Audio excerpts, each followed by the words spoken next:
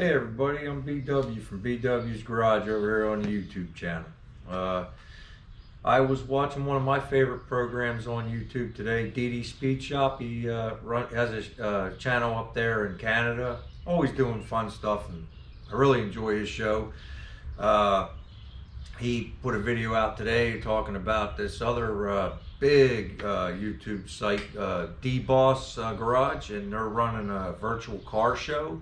All proceeds going to benefit Doctors Without Borders. Really worthy cause, especially with what's going on with the virus right now. So I figured, hey man, let's get involved too. Let's go ahead and give it a try, and let's go ahead and put our car on there. And so that's what I'm going to do. I think we're going to go ahead and enter the bracket division because we do a lot of brackets on our car. Why not? I mean, I don't expect to win anything. I just hope to get our name out there, our car out there, let everybody know we're here too. Maybe we'll get some subscribers and have some fun. And yeah, so let's do it. So this is a 1955 two-door Chevy sedan. I'm turning it into a gasser.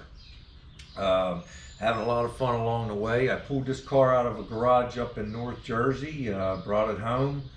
I sent it out to have it media blasted, and that's when we found out that it was a quartered car, and that's where we got our name, Sad News 55. Everything we hear about the car was sad news. So the wife hates that name, but we're going with it anyway because it's earned.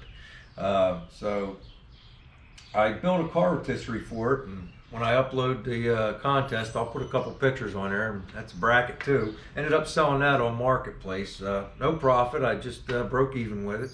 Guy was happy and so was I. Because I put it in the rotisserie when I got home and I realized this isn't going to work. That's not the way it's going to be able to get fixed. So I hung it up in some wooden rafters that I made up, and went ahead and had it pulled the frame out. And we cut the floor out, we cut the inner quarters out, we cut the firewall out, and we replaced all that.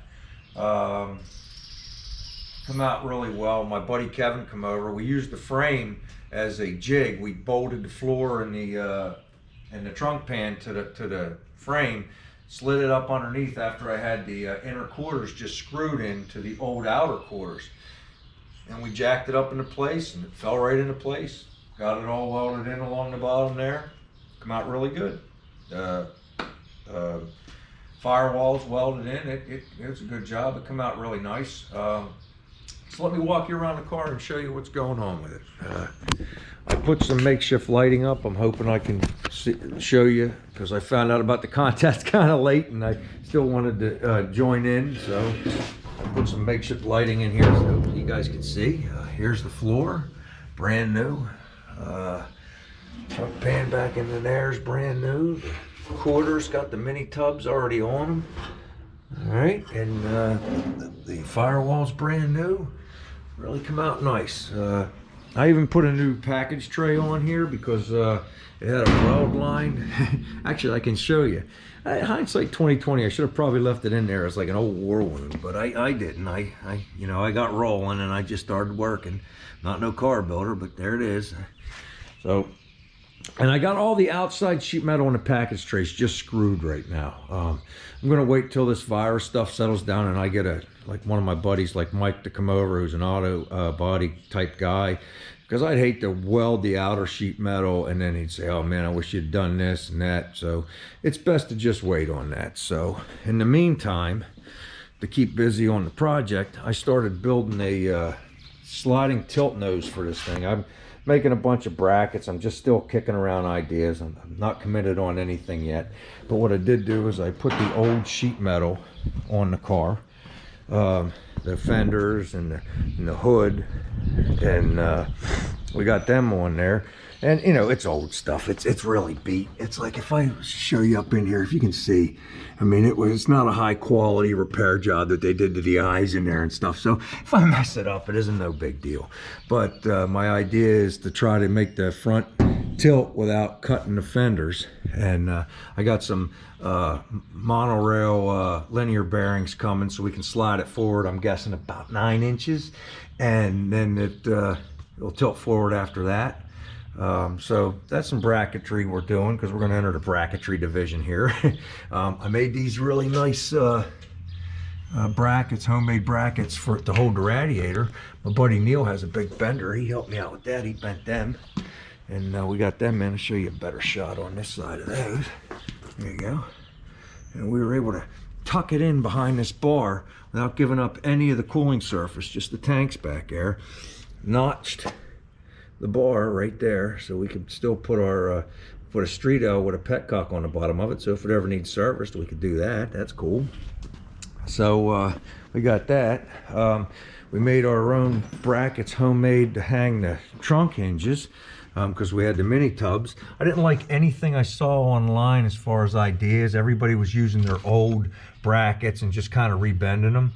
I saw a picture of brackets that were for convertibles, and I kind of just copied them and made them myself because I really like it. It's a nice clean look. It really come out nice. I was really happy with it.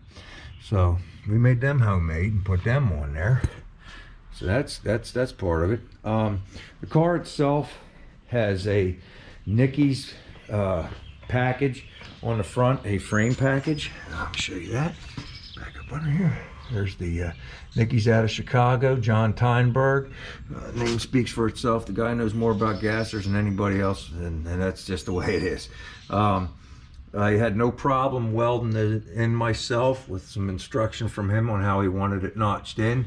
The reason I bought one versus making one is strictly safety related. Like I said, I'm just a industrial welder. I'm not a car builder, and the caster camber and all that stuff on these straight axles, I wanted everything to be right and safe. So I spent the extra money and had one that was professionally engineered, and all the mistakes were engineered out of it years ago. So there you go, there's that. I also got a set of ladder bars over here. They're also from John. I won't be putting those on until we get all the weight on the car. And that, after the weight's on the car, then we'll be able to set those. What we got here is a 468 big block Chevy. I got this engine off of Craigslist. I was not sure about the engine. It was an abandoned project, but I got it for a steal, so I went for it, and I had it sent down to a local engine shop, had it gone through to make sure everything was going to be all right with it before I put it in. I'm glad I did.